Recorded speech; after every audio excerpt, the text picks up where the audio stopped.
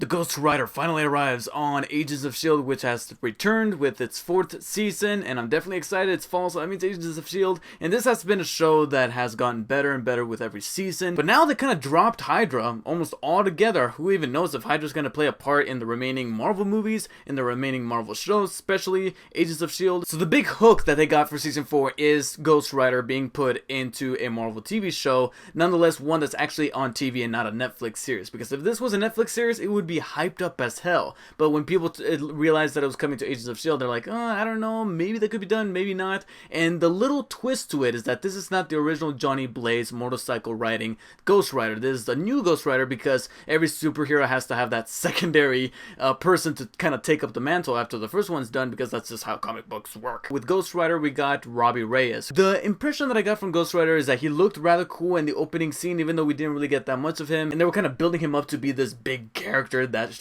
we all should fear, because he's gonna steal our souls and look into our souls and just burn us to hell.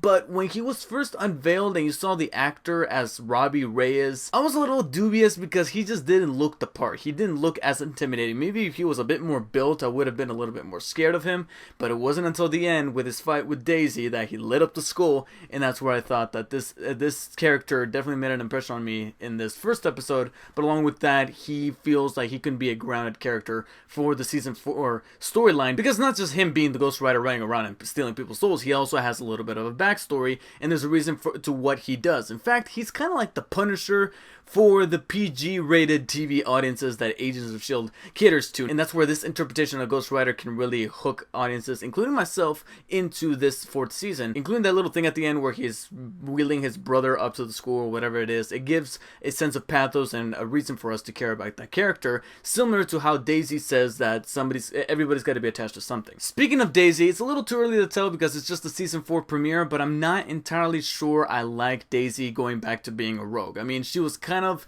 a cybernetic rogue back when we first met her in season 1, and now she's back to it, only this time she's got powers. The only thing that kind of wins me over this time around than in the premiere of the series itself is that then she was just this hacker who was very close-minded because she didn't know how big the world was going to get when she got introduced to S.H.I.E.L.D. Now, she has not only gained physical experience with hand-to-hand combat as well as the powers, but she's been through a lot. I just don't like the fact that she's doing the whole anti-hero thing where she's taking down people that don't deserve it, and that was her impression of Ghost Rider. She's going around robbing banks, burning down bridges like the characters in this episode said, as well as looking like a raccoon, because I don't know why she's putting so much eyeshadow. And another thing that I'm kind of uncertain of, but I do understand where it comes from because they are tying it to the events of Captain America Civil War and the Sokovia Accords, is that now S.H.I.E.L.D is much bigger, similar to how it was in season 1, which to me, I feel like it's better when they're kind of like a smaller rogue type team like they were in seasons 2 and 3, and that's where I thought the dynamic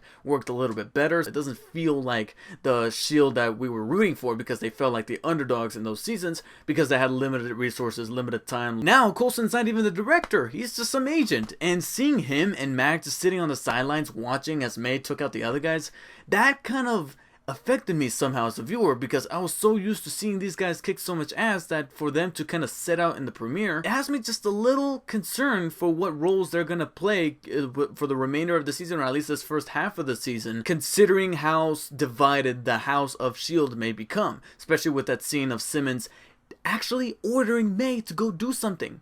Simmons ordering May. Let that sink in. I know it could make for some good drama amongst the characters with this little divide that this big, ominous director that we didn't exactly meet in this premiere is creating, but here's to hoping they do it right and they don't retread the same tropes that we already got through in Captain America Civil War. What could make those type of things interesting is the inclusion of this LMD, life model decoy, that John Hanna's character, I can't remember his name, but the guy who's drinking with Fitz and Simmons now, they're like bestie buddies or whatever, and he came up with the life model decoy, the little robot, the female that he puts in the closet.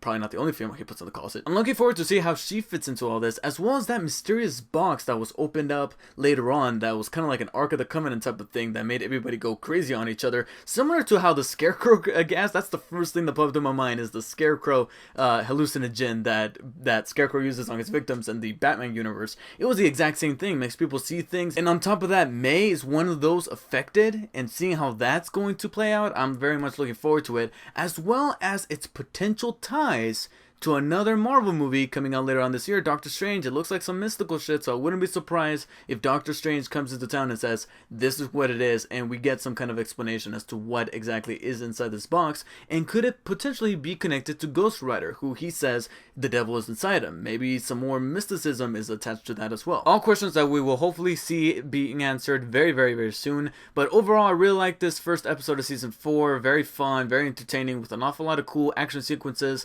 especially with an awful lot of camera angles that looked very cool to watch cut from one to another, as well as a very impressive Ghost Rider that I'm hoping gets much more fleshed out, at least much better than the Nicolas Cage version. So I'm giving the season 4 premiere of Agents of S.H.I.E.L.D. a solid 8 out of 10. Very cool, very interesting and entertaining, but here's to hoping that shotgun axe that Matt created does not sit up in the shelf for very long.